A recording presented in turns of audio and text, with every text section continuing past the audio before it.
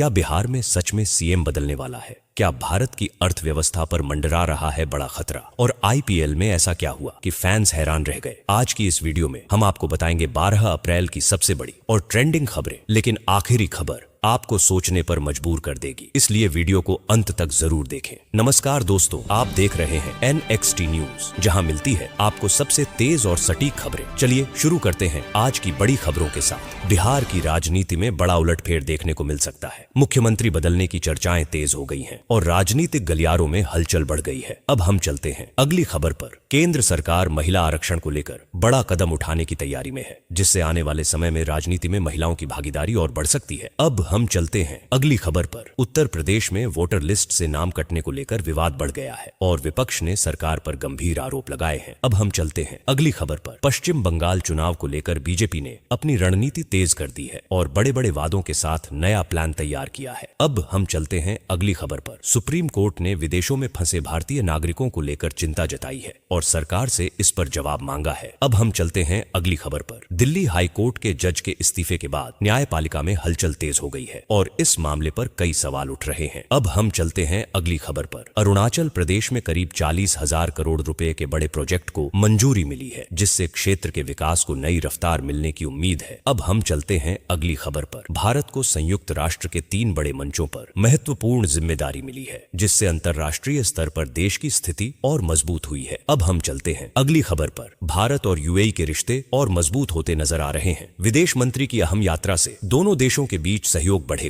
अब हम चलते हैं अगली खबर पर। अमेरिका और ईरान के बीच बढ़ते तनाव का असर पूरी दुनिया पर पड़ सकता है और इससे वैश्विक स्थिति चिंताजनक बनी हुई है। अब हम चलते हैं अगली खबर पर। पाकिस्तान में डीजल की कीमतों में भारी गिरावट आई है, जिससे वहां की जनता को कुछ राहत मिली है। अब हम चलते हैं अगली खबर पर। मिडिल ईस्ट संकट का असर अब भारत की अर्थव्यवस्था पर भी दिखाई देने लगा है और सरकार सतर्क नजर आ रही है। अब हम चलते हैं अगली खबर पर। ग्लोबल स्टील कॉन्फ्रेंस को फिलहाल टाल दिया गया, जिसका कारण अंतर्राष्ट्रीय तनाव बताया जा रहा है। अब हम चलते हैं अगली खबर पर। भारतीय रिजर्व बैंक ने रेपो रेट को स्थिर रखने का फैसला किया है, जिससे लोन और ईएमआई पर फिलहाल कोई बड़ा असर नहीं पड़ेगा। अब हम चलते हैं अगली खबर पर। सरकार वित्तीय घाटा कम करने के लिए नई रणनीति बना रही है और खर्चों पर नियंत्रण बढ़ाया जा सकता है। अब हम चलते हैं अगली खबर पर। मुद्रा योजना के 11 साल पूरे हो चुके हैं और अब तक करोड़ों लोगों को इसका फायदा मिला है। अब हम चलते हैं अगली खबर पर। देश में महिलाओं का बैंकिंग और लोन लेने का ग्राफ तेजी से बढ़ रहा है, जो आर्थिक सशक्तिकरण की ओर बड़ा कदम माना जा रहा है। अब हम चलते हैं अगली खबर पर। भारत ने 1000 किलोमीटर लंबा क्वांटम नेटवर्क टेस्ट सफलतापूर्वक पूरा कर लिया है, जो तकनीकी क्षेत्र में बड़ी उपलब्धि है। अब हम चलते हैं अगली खबर पर। रिन्यूएबल एनर्जी के क्षेत्र में भारत दुनिया में तीसरे स्थान पर पहुंच गया है, जो पर्यावरण के लिए सकारात्मक संकेत है। अब हम चलते हैं अगली खबर पर। इसरो के नए मिशन को लेकर दुनिया की नजर भारत पर टिकी हुई है और आने वाले समय में बड़ी सफलता की उम्मीद है। अब हम चलते हैं अगली खबर पर। आंध्र प्रदेश में हीट वेव का खतरा बढ़ गया है और तापमान 40 डिग्री के पार पहुंच रहा है। अब हम चलते हैं अगली खबर पर। देश के कई हिस्सों में पानी का संकट गहराता जा रहा है और जल स्तर तेजी से गिर रहा है। अब हम चलते हैं अगली खबर पर। महाराष्ट्र में भूकंप के झटके महसूस किए गए, जिससे लोगों में डर का माहौल बन गया। अब हम चलते हैं अगली खबर पर। कई राज्यों में आंधी और तूफान से नुकसान हुआ है और मौसम विभाग ने अलर्ट जारी किया है। अब हम चलते हैं अगली खबर पर। उज्जैन में बोरवेल में फंसे बच्चे को निकालने के लिए लगातार रेस्क्यू ऑपरेशन जारी है। अब हम चलते हैं अगली खबर पर। दिल्ली में एक संदिग्ध युवक को गिरफ्तार किया गया है, जिसके तार देश विरोधी गतिविधियों से जुड़े बताए जा रहे हैं। अब हम चलते हैं अगली खबर पर। ओडिशा में बस हादसे में कई लोग घायल हो गए हैं और राहत बचाव कार्य जारी है।